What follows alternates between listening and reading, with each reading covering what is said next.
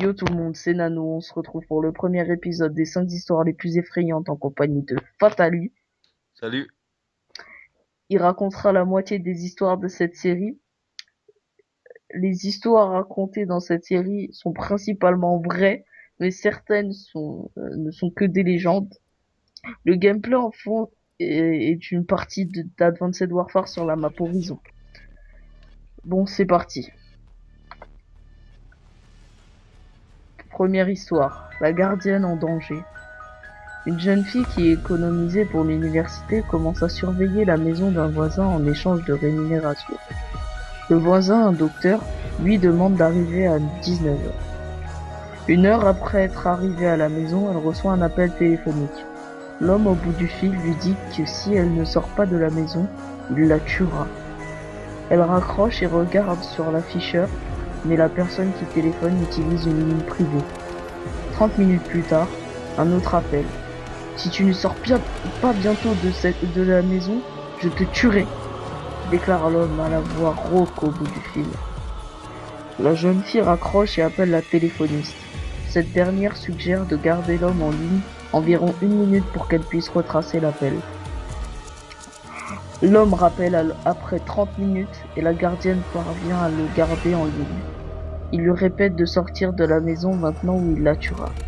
La téléphoniste rappelle aussitôt pour sommer l'étudiante de sortir de la maison le plus rapidement possible. L'appel provient de la deuxième ligne de la maison, celle du deuxième étage. L'assassin se trouve dans la maison.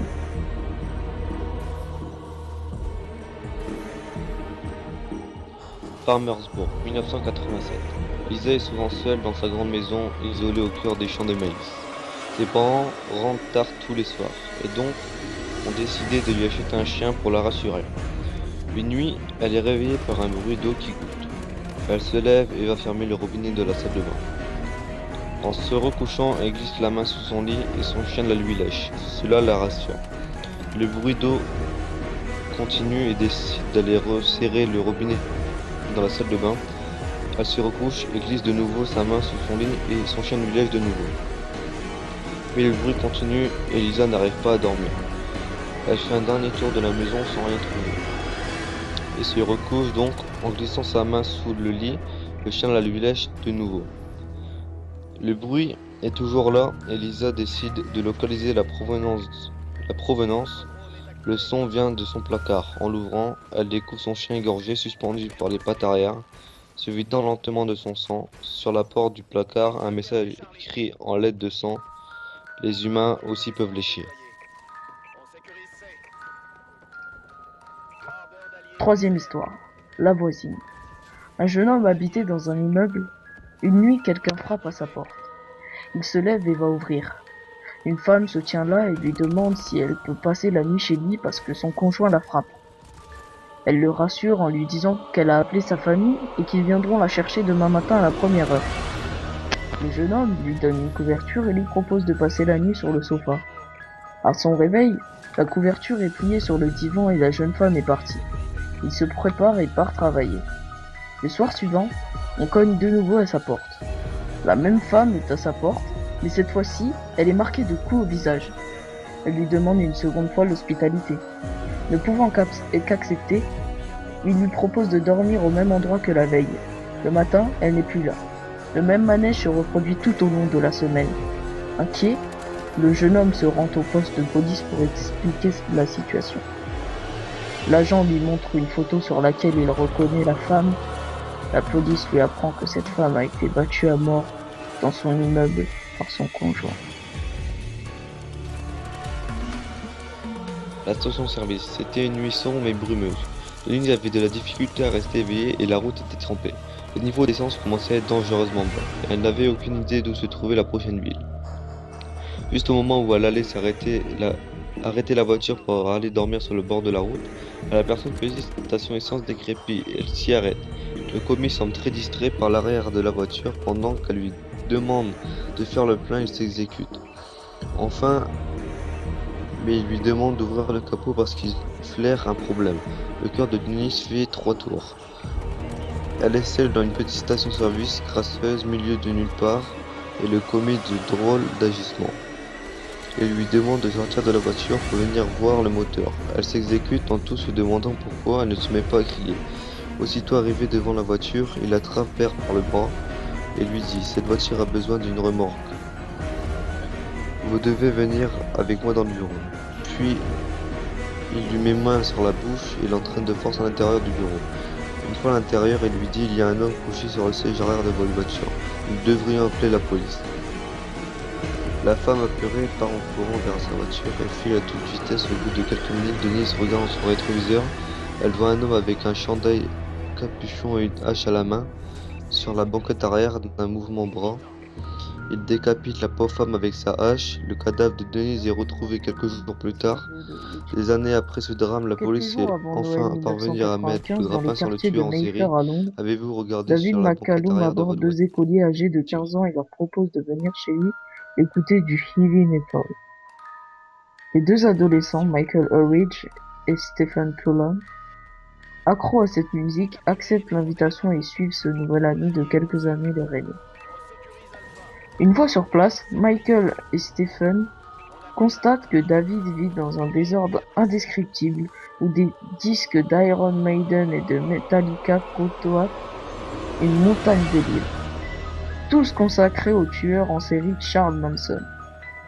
Au centre de la pièce se dresse un autel drapé de noir et orné à chaque extrémité de hauts cierges allumés. À ses invités, quelque peu interloqués, McCallum explique d'un ton paisible: Cet autel est celui de Satan. Mon ami Denis et moi vouons au diable un véritable culte. Il nous permet de communiquer avec les morts par l'intermédiaire du Ouija. Souriant, il désigne du doigt le plateau de jeu disposé au pied de l'autel et propose de faire une partie de Ouija. Intrigués, Michael et Stephen acceptent. Denis arrivé, les quatre jeunes prennent place, assis à même le sol autour du plateau du Ouija et selon l'usage, chacun pose une main sur le triangle mobile placé au centre du jeu. Presque aussitôt, la voix étrangement rauque de McCallum casse le silence. Satan, si tu es parmi nous, donne-nous tes ordres. Dicte tes volontés. Satan, que désires-tu que je fasse? McCallum se lève brusquement, saisit le jeune Michael à bras-le-corps et le jette sur le lit où il l'immobilise, puis avec un couteau de combat à la main, il poignarde sa victime sauvagement. 11 fois, la longue flamme effilée s'abat sur le corps du malheureux garçon. Denis, qui maintient tant bien que mal Stephen hurlant de peur, crie enfin à l'adresse de McCallum: Arrête David, mais arrête-toi, il est mort! Dans un sursaut, Stephen parvient à se dégager et s'échappe à toutes jambes. Restés seuls, David et Denis enroulent le cadavre dans un drap et une couverture. Ils ont décidé de le transporter dans le coffre de leur voiture et ils s'en débarrasseront dans une décharge publique. Arrêté peu après sur les indications fournies par le rescapé de la tuerie, il s'avéra que les deux adorateurs de Satan faisaient déjà l'objet d'une double enquête psychiatrique et policière. Lors de sa corruption en justice, David expliqua que des voix transmises par le Ouija l'avaient poussé à commettre ce crime. Les juges le firent enfermer à vie à la prison à sécurité maximum de Broadmoor. Ils condamnèrent son complice à 10 ans de réclusion dans un établissement psychiatrique. Donc c'est la fin de cet épisode des 100 histoires les plus effrayantes. J'espère que ce concept vous aura.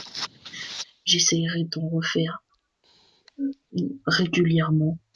N'hésitez pas à lâcher un like. Je tiens à préciser que j'ai coupé le gameplay vers la fin du gameplay parce que on avait fini le commentaire. Ciao les gens. Jessica était seule dans la forêt avec son amie Anna. Quand son amie Jessica se fit